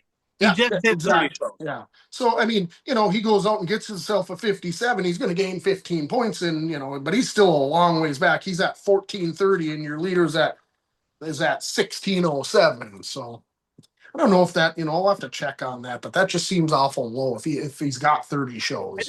I don't, yeah, you don't have the shows there. That 1430, that's not, That's not 30 shows. I don't think he hit 30 shows yet. I think he either just hit 30 or is going to hit 30 this weekend. And out of the contenders last week, like I said, Belfi did win, and it was Gondik, not Proctor, that he won at. Stearns won one and got a second. So, of them guys that are up front in the points there, Kennedy Swan, she's in 7th now, and she's got a couple of 43s. So, yeah. Joe Thomas won a couple. He's up there. I mean, it's getting interesting. What do you see? How do you see that playing out there, though, with the top couple guys there? I mean, Blake throwing 51s for quite a while now, and Shane throwing 50s for a while. I mean, one would think Shane might be able to gain a couple points on him. Well, when it comes down to it, right? So now the real question is, Shane's going to be there. I think that Belfi is going to get himself right into that mix as well, but he doesn't really travel. I mean, been going to Thunder Bay quite a bit, but we'll see what he does come in by time. You got to remember, Blake's not afraid to go to Madison for a doubleheader. He'll kind of do what he's got to do. Stearns is going to be interesting to see when he hits 30. I think he's only got a couple shows off the podium all year. He's been solid. Car count's probably going to kill him. He has a lot of 6-car, 7-car races because they get no modifieds at casino. Very few. Their car counts are absolutely terrible. Very concerned in South Dakota about the health. Remember, Huron doesn't have modifieds. They only got them in Brown County and Watertown. So he has to go to Madison on Saturdays, and they're only teetering right around 10, sometimes 8, sometimes 12. But it'll be interesting because he's a guy that if he's in the mix, he'll travel a little bit. He will, but once you get to Labor Day, right? Once you get past Labor Day weekend, now it's all special. I would expect to see a few of them go to the sites for 3 shows. It's going to be super interesting because there's nobody really running away with the deal. Look, I don't know where he's at, but where's Cole Chernosky, right? You know, I he's mean, he gonna never loses in Thunder Bay, right? I should take a look right. and see. You know, Yeah, he just Coach don't have the Sadowski's the shows. guy. I don't know if he has enough shows or will hit enough shows. He's had a few rough ones in there, but there's nobody really just running away with this deal. And Shane, as good as he is, he's not dominant in the mods like he is in the super stocks. So to say that, I remember a couple of years ago when he was battling, he only won, what was it, 2, 3 years ago? He won the or the Wissota Classic in Grand Rapids Labor Day weekend, and that was the last feature that he won through all of invites, right? And that was Labor Day weekend. He didn't win anything for the last month, right? So I don't know. It's gonna take stacking some wins, and it's gonna take in theory, because I don't know if any of them have a 58-point show. But when you get to some of these invitationals, you get to the Wissota 100. Who could win there? Because that's not an easy Do place they to have, win. You got all the locals. You got Bitson and Gertis and Fremming. You know, expecting Blake Adams and Sobraski to come in and just steal wins at the 100. That's a tough deal to do. So, didn't they run mods at the Tardy? Yeah, yeah, they they ran mods there. I know Shane won that one. That might have been, they had enough cars that night for not maybe, for a 58. They had we enough for didn't a have 50. 26 cars? No, No? no, no. They had enough for a 57 that night. Okay. Um, yeah, that's going to be a fun battle. And obviously, Labor Day weekend, there's a lot of races. They race Wednesday, Thursday, Friday, Saturday, Sunday that week. Yeah, that'll be a Monday, they big race weekend. Monday at Madison. Um, it's going to be really interesting over the next couple of weeks to see what it looks like heading into the weekend of the sites and the Northern Nationals, because that's going to kind of tell the story. But that one's pretty close. Well, and then you get your whole Wissota 100 where guys don't take their spot and get to run again, you Yeah, know, and yeah. there's certain people that can afford to do that and certain people that can't, right? When you're racing for a natty, you're focused on winning a national championship. So 100%, if Blake Adams or Shane or somebody wins night number one, boy, Shane's the guy though that typically he's been a guy that's like, hey, I won night one, I'm going to park it, I'll race Saturday. Shane is a wild card in this deal. I don't know that he would. I don't know if he'd drop that. I think he would probably keep it.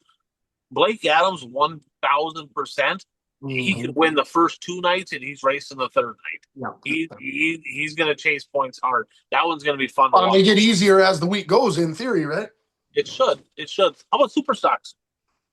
Okay, so super stocks. We talked about Dylan Nelson, right? Well, we didn't talk about is he did go +6 to the win at Grand Rapids last week. We talked about his 19 feature wins and winning the super stock title. Trevor Nelson, he's won 3 in a row. He got wins at Fiesta City and Dakota State Fair from 7th. He's got 16 wins now. Talked about Tim Johnson and Steve Stewart. How about this guy, right? He just keeps on winning up here. Sean McFadden got his 10th win of the year, right? 6th of the year at Proctor, and they got one night left, but he's officially clinched the points championship for the 3rd year in a row up there. He's like 87 ahead. So pretty solid year for a guy that's only, running, a couple nights a week, right? McFadden's had a hell of a year. Super good dude, too. Yep.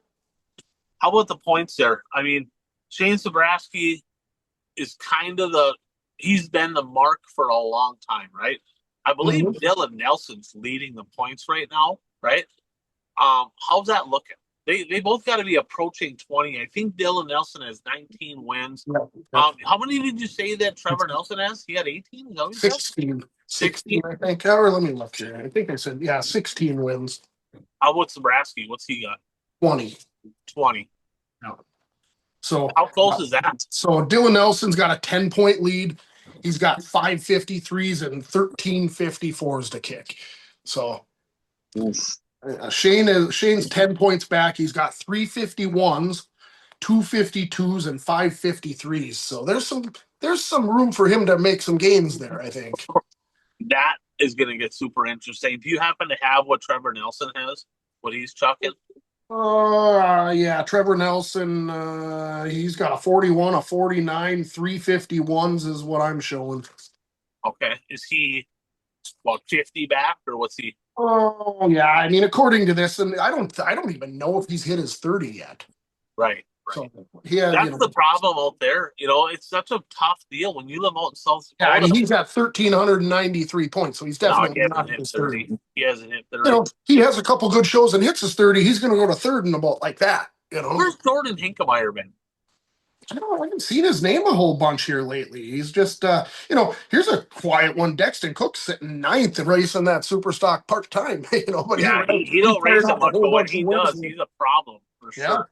yeah. He's gonna be a nightmare to your Dylan Nelsons and Shane Sabraski's come invite time is what he's gonna be. Guaranteed. Guaranteed. Sport mods, Midwest mods. Bert, there was some big sport mod shows. Eastern Wisconsin. Eagle River had one that was just over 10 grand to win. 141 had 10 grand to win. Was that Captain of the Creek? Yep. What happened Yeah, over there? some big money shows, and all the big money went to the state of Iowa. The Iowa drivers had a very good week in Wisconsin last week. At Eagle River, Matt Avila won the B-Mod feature, and Jake, how do you pronounce this? Changa? Sacco? Jackow was second. Jared Seifert, Wisconsin driver, got third. One thing I noticed in the results is 25 cars started that feature, only 12 finished. So I don't know if there was a lot of accidents or if it was just attrition or exactly what happened. It's B mods. Well, That was a lot of laps too, wasn't it? Wasn't it That's all that's a 50 lot laps? finishing. That's a lot of cars finishing for a B mod race. That's pretty good.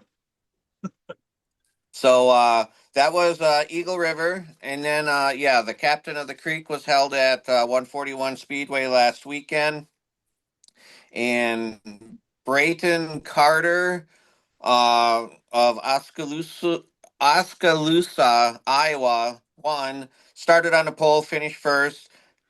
Jake Sackow started second, got second. And then Caleb Woodard from Nebraska got third. He started fourth and got third. Coy Vlies started sixth and got fourth. He was the highest finishing Wisconsin driver. No. Do you want to just go ahead and give Coy Vlies the Donkey Award right now for not even going to Eagle River, being scared, or? Yeah, I was surprised that he didn't go there. I mean, I haven't contacted him. My assumption is that he didn't want to take a chance on wrecking his equipment before the 141 10,000 because he's so good at 141. But I mean, if you're the top B mod driver in the area and there's a race for $10,000, I think you should be there. But I don't pay the bills, so I mean he has the right to do whatever he wants to do. Yeah, I found that interesting. And the one at Eagle River, that was a non-sanctioned deal. So Nonsense. you had Correct. Lakota cars. I mean, there was a little bit of Correct. everybody, but they had to run the IMCA tires. They had to run the G60 tires. So it looked like the guys that were used to running those tires performed better. And it is a big change going from the Wasota tire to the IMCA tire. Totally different tread. So maybe some of them guys wish they would have ran those tires a little bit more to put themselves in a better position. But some good racing over there nonetheless. What do we got in Mhm. Midwest Mods over our area, Changa? Well, we'll start with Vandy, right? He got win number 299 at Princeton this week, and then he got his 300th career win there at Cedar Lake. He's up to 18 on the year, so having a heck of a year. And, not all of them are Wasota sanction wins because he's got a whole pile at Cedar Lake. But great year for Vandy, and 300 is quite the milestone, right? Landon Rent got wins at KRA, I-94, and Devil's Lake. He's up to 18 on the year, and really coming into his own, been really good here the second half of the year. Blake Adams won at Grand Rapids and Granite. That battle, that was a great battle at Granite, as we talked about with Shane. And then I believe he's got 28 feature wins on the year in the mid mods. So just wow, right? Just fantastic. Nick Kaler got he's up to 8 wins. He got victories at Red Cedar and Rice Lake. Austin Hunter got a pair at Victory Lane and River Cities. Wyatt Boyum got won twice at Emo. That's 3 in a row and 8 on the year for him. Devin Van House, after getting DQ'd in the A mod last week, come back to Proctor and won in the B mod this week. So I found that was got to kind of avenge the deal a little bit, I guess. Yeah, I'm actually legit excited for invitational time in the Midwest Mods. I think the point battle for the win is probably done because I feel like there's a pretty good chance that Blake could hit 30 this week, and then it's just stacking from there on out. But it's not out of the realm of possibility that Rant, I mean, now it gets tough this time of year for sure. But if you're at 18 now, there is still a chance that he could hit 30 and put himself in the conversation. He's going to have to be good down the stretch. I don't know when hockey starts, so I don't know if that's going to take away. Klaus said that he's not having his first game or first practice or whatever till after the Wissota 100. Okay, so he's got a good month or so, but then after that, though, Still racing to be had after the 100. Yeah, there's still almost a month of probably a month of racing left to be had. That's going to be really interesting. I don't know, is Rant pretty safe in second right now?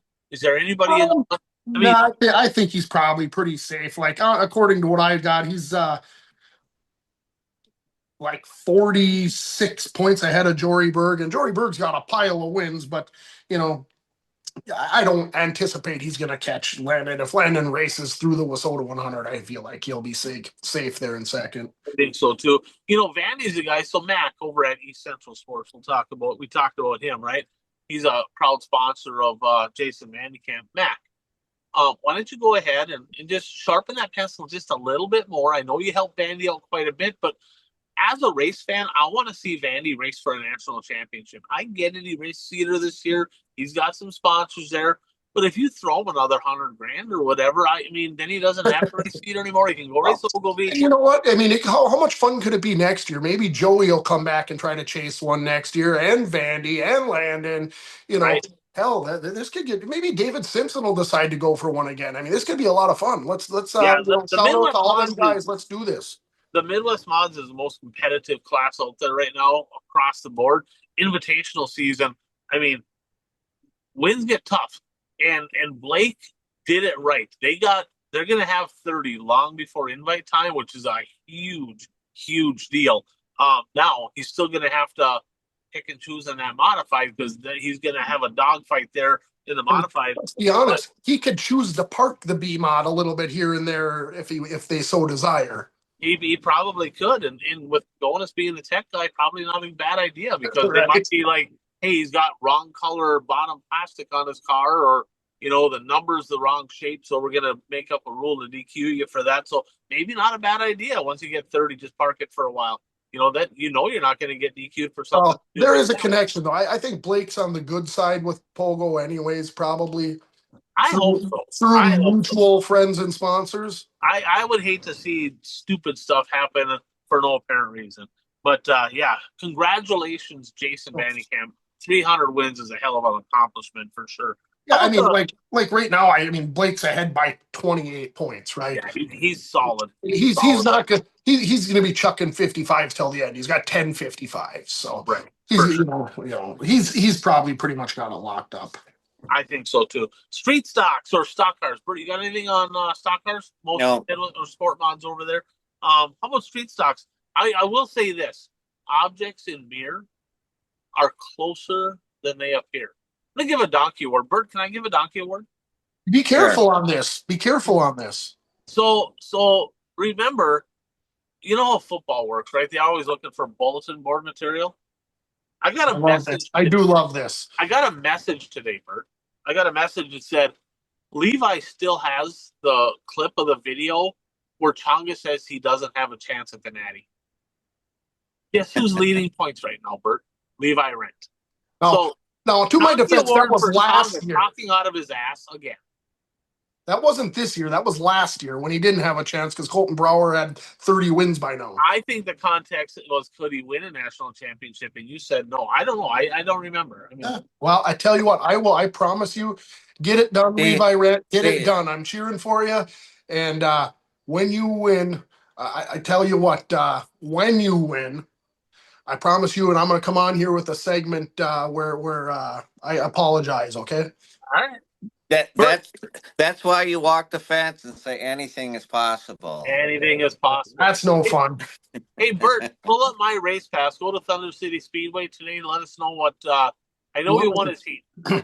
I All suppose right. I'll go. While he does that, I'll go over what I got. Obviously, Okay. Levi Rant, right? He got wins at Thunder City, which was a 58. He got a win at I-94. He got a win at Devil's Lake. He got second at Granite City. He's got 23 wins this year, right? What a freaking good year. I wonder, is he going to stay in that thing next year? Or maybe he go up to a B mod with the brother. Who knows? Cole Grasseth, does what he does. Got his 3 year, right? He got a win at River Cities, a win at Jamestown. Um, Win at Cheyenne, got second at Tri-County. He's got 26 wins now. Keith Tourville got a win at Madison, a win at Redwood. He got second at KRA, second at Fiesta City. He's got 25 wins. So He's got 25, and it looks to me, and I was talking to Joe, 2 55-point shows, and I think Tourville might jump into the lead or be right there. So that is going that to could be, happen this week. that could happen. Right. Did Bert? Levi win? Levi, he finished second in the feature. All right, so Oh, 55. okay. So All right. 55, that means he gained 2 points. Who won? Bolt. Kyle Bolt. Bolt. Kyle Yep. Bolt. Yep. So Tourville, a big Kyle Bolt fan tonight. So is Gresseth. They should be shooting him text messages because Rand needs to stack wins right now is what he needs to do. Now that gives Rent 2 more points on the competition, moves his lead from 6 to 8. Okay. Okay. All right. What's he chucking? He's chucking 53s. He's got 3 more 53s after tonight. I guess one other guy I had on there was Justin Vogel. Boy, he's been really good here now for a while, winning that street stock tour, and then he got wins at KRA.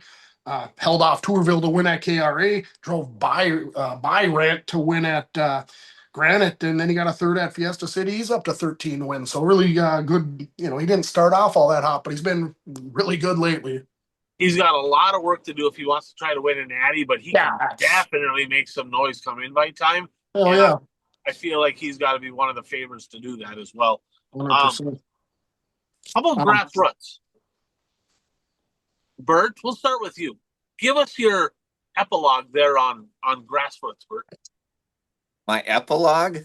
or monologue, or whatever you want to call it. Or just stand up and say, I hate kids. I don't like grass. I don't hate it. I didn't take a look at the results this week. Let me check one thing here. Oh, yeah. What you got anything on grassroots? What do you got? Okay, so where am I at? Jake Smith got another win, his 17th of the year at ABC. It was a sweep for him. Simon Wallstrom back after his suspension there. He got back to his winning ways at Rice Lake. Tom Trevorana's been really good here lately. He picked up his third win in a row, or third win in his last 4 races. So good job for Tom. In the Hornets, I got someone, lady by the name of Emma Nelson, went +6 to the win for her first career feature win in the Hornet. And then I had Adam Kessler got career win number 1 in Bemidji. And then I had one more here, and I got to find it. Oh, Catherine Stye got her first win of the year. That's in a street stock. That was up at Emo. Nice. Bert? Tanner Westfall won his second straight feature at Shawano Speedway in the 4-cylinder division. His 5th overall this year, and it paid $500 to win last week. Were you there? He's getting a special at Shawano. I was not there. So you were there, but then you left before that race. No, I was not there at all. Okay. There weren't a whole lot of people there. I saw a picture of the grandstand, and there were not many people there. Shawano had 50 total cars in 4 divisions last week. So, that big sport mod show put a dent in it, sure. the Sport Mod show, and then the Dirt Kings Dirt were Kings. racing up in Sturgeon Bay that night, and then there is a festival in one of the local small communities surrounding Shawano. So, yeah. I will say this. I'm a firm believer that with all the drama they have going on with Wasota and the Hornets and just all that, I think it's time to just not even have them sanctioned anymore. Go track rules. If you want to have the tracks in the area, have a little point fun. But this sanctioning the grassroots classes, it just defeats the purpose of the class altogether. We got a couple things. We got Jody Belfi leading the way up at Thunder City here. I think he got like 4th in his heat though, but he's leading the feature up there. Bert, can you do me one more favor? Can you look at Grand Rapids tonight in the Pure Stock and see who won?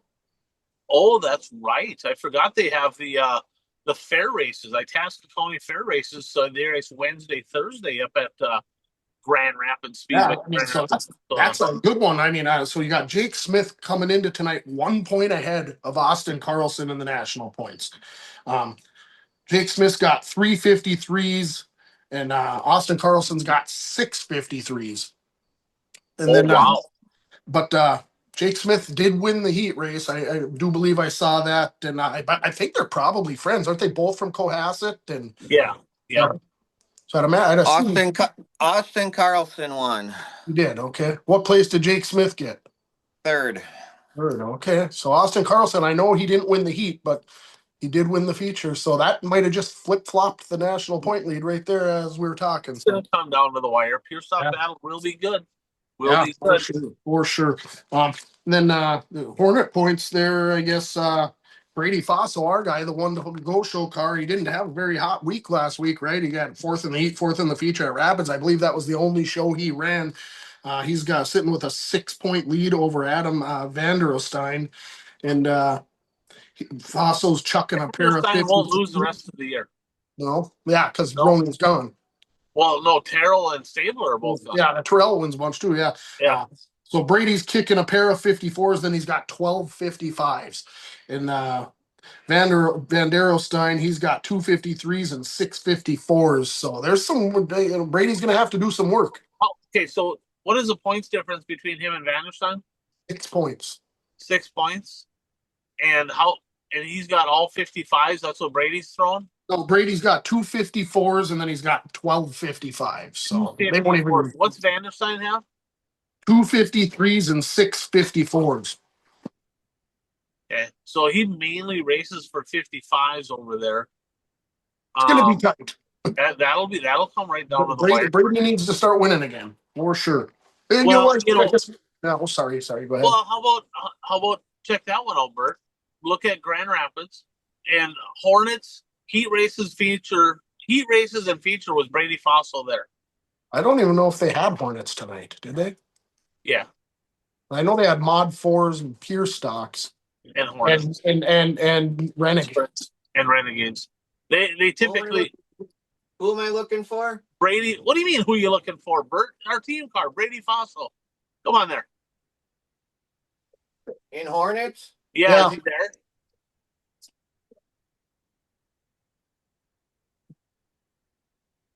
I don't see him in the feature. There's only 11 cars there. Yeah, he's working at Sappy now in Cloquet, so he hasn't been racing a lot in Grand Rapids because of work.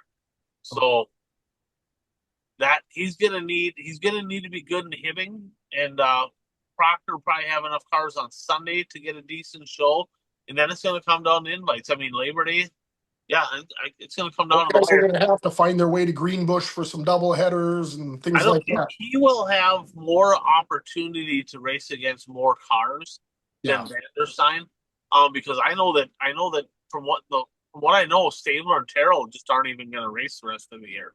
So that's going to bring. They only had 6 at Watertown last week, so yeah, it's going to be cool to see down the stretch. Well, how about you coffee drinkers out there looking to be healthy? Maybe lose a little weight, maybe relieve a little joint pain, get the blood sugar numbers in check if you're battling with type 2.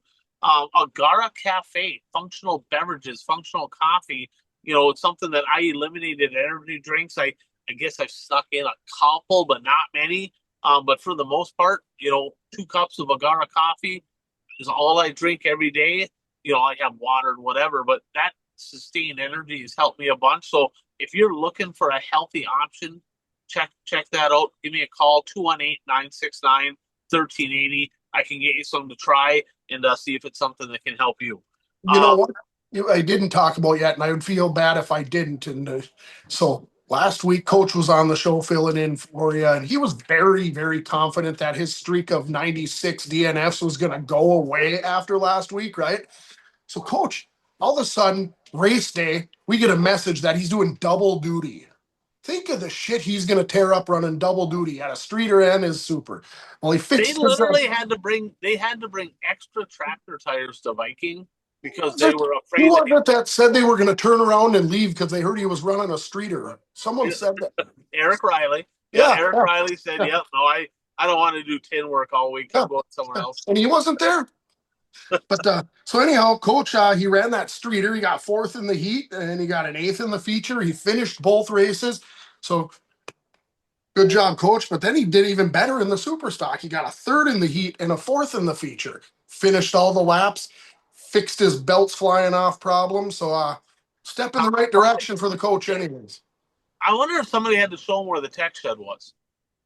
Well, I would imagine so. I mean, he spends more time in there, pretending to know what an engine is. I suppose he's probably seen the building. I don't He know. parks close enough to it, so I Who, think he who probably does knows he where it pay is. to come in there and like take his car apart during the tech time, or is it his dad just does Oh yeah, that? he's on the board. He don't have, the rules don't apply. He can do what he wants. That's All just right, yeah. He said that all the winners are cheaters, so I think all the fourth place guys are cheaters too. fair, fair. Hey, we our pick'ems points. Governor had a big week this week. He won. Not only did he win the pick'ems standings for the week, he also won the draft. So clean sweep for Josh Waltz. Congratulations to him on that. And Changa Bert Changa back to back top twos in drafts. Wow. Who's who's drafting for you, Changa? So I was talking to Bromance when we were down in Cedar Lake, and he told me who his team of helpers were. So I figured I sure as crap don't want to talk to them because I've seen what it's doing for Bromance. It's better than his normal, but it's still not good enough.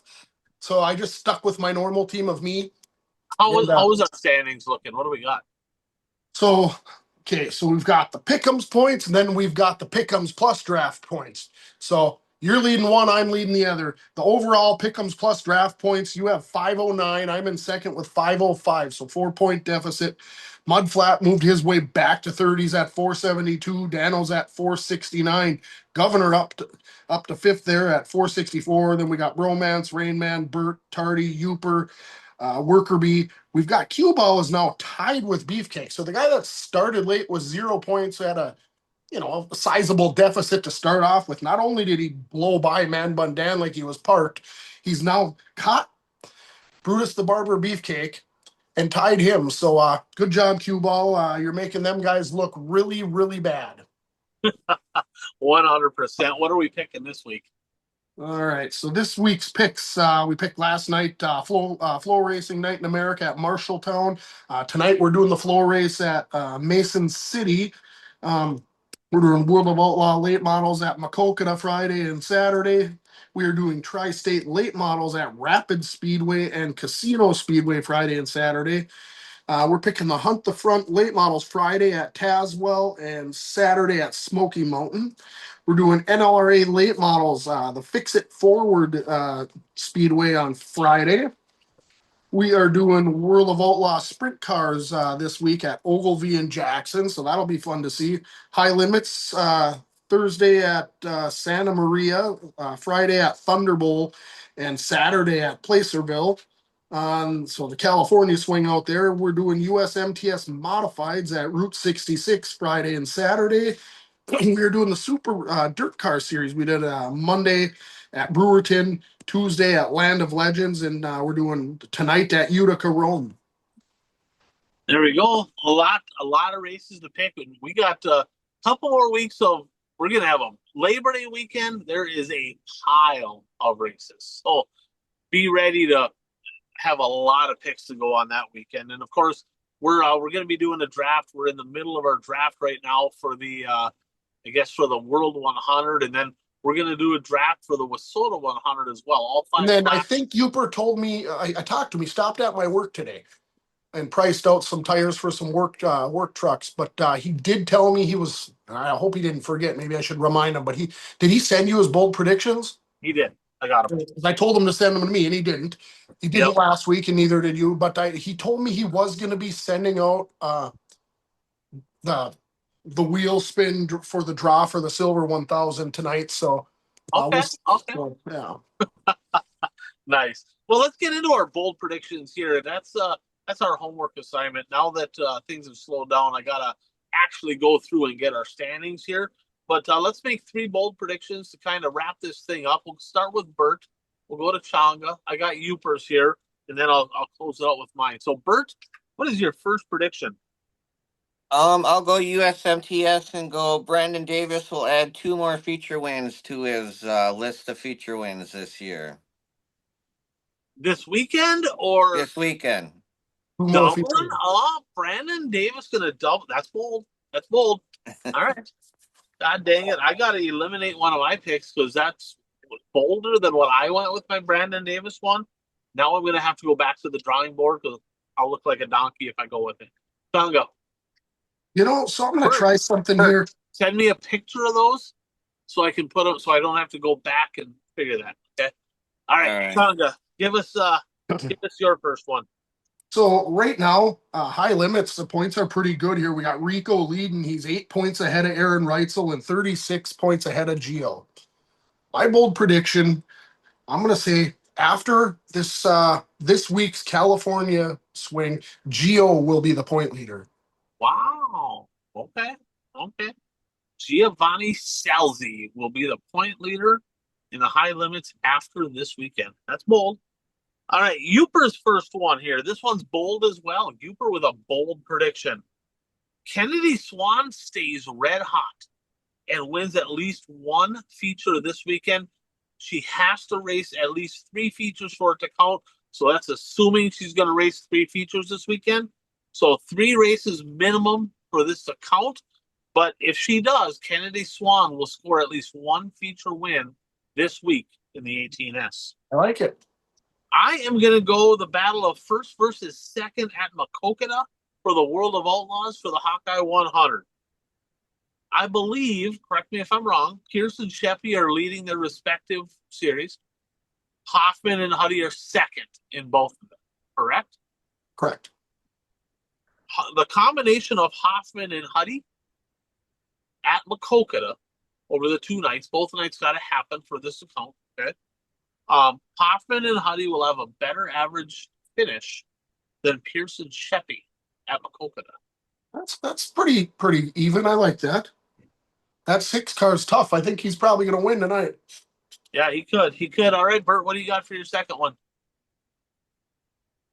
I'm gonna go tri-state late models and say Trevor Anderson will have 2 podium finishes with at least 1 feature win. Okay, the 20. All right. He's been good all year. He's sitting on top of the standings. They're looking to win his second championship there with, I think that would be his second with the Tri-State Late Models. Good luck, Trevor Anderson, friend of the show. All right, Shanga, what do you got? Well, I'll go. I'm going to stay on with the whole Iowa Speed Week late model thing that's going on, including last night. Okay, we all know the Boy Wonder won there last night, but counting that race with both Castro races, both World of Outlaw races, no repeat winners. No repeat winners. No repeat winners. Okay. All right. Uper's second prediction here. The point leaders, Rico, Gravel, and Pierce,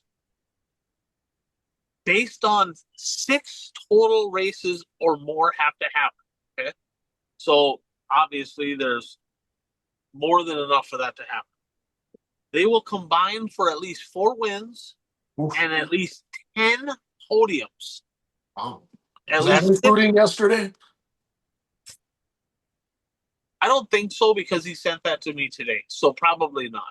Probably not. Well, Pierce didn't win anyway, right? Who won Just won yesterday? last night. Did Pierce win? Who got second? Yep. Oh, that's right. Pierce Sheppy.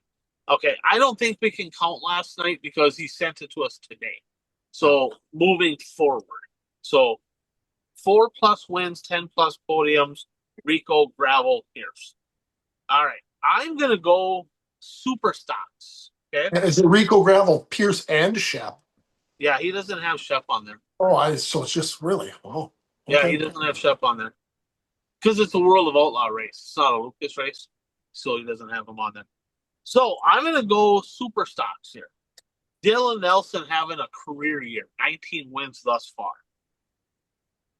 Between now and the end of the Wissota point season, he's going to get at least 8 more feature wins. So Dylan Nelson will end with 27 or more feature wins in the Wissota Superstock division. All right, Bert. I'm gonna go Hunt the Front. They have 2 races this week. All different podium drivers. So 6 drivers will be on the podium between the 2 races. 6 different drivers. McDowell's going to mess that up for you. Probably. All right, Chongo, what do you got? Oh, what else could be fun here? Well, since we've got the World of Outlaws sprint cars coming to our area for 2 races, I'll go gravel, 2 podiums, 1 win. Gravel, 2 podiums, at least 1 win. Both races got to happen, obviously. Okay. Uper is going to go to the Gerke Memorial over at the I-94 Speedway over there in Fergus Falls, Minnesota. Last year, there was 43 modifieds at that race. That was a heck of a turnout for that race. It was Gerke, Bryce Ford, Rodine, Sauer, Sabraski, your top 5. There will be at least 48 mods this year. So at least 5 more than last year. That's a tall task in today's world of modifieds. That's pretty bold right there. All right. I'm going to go bold as well. I'm going to go with all the, got a friend of our show over there in eastern Wisconsin, a boy that works over there at Soybert Calf Ranches, thinks I'm a Longhorn hater, or a Rocket hater, thinks I'm a Longhorn guy. All right. I'm going to say this. This is going to be, I would say, we'll just kind of decide if these drivers count when it happens. Before speed weeks of next year, so before the first Georgia-Florida Speed Weeks race, at least 2 notable Longhorn current drivers make the switch to Rocket.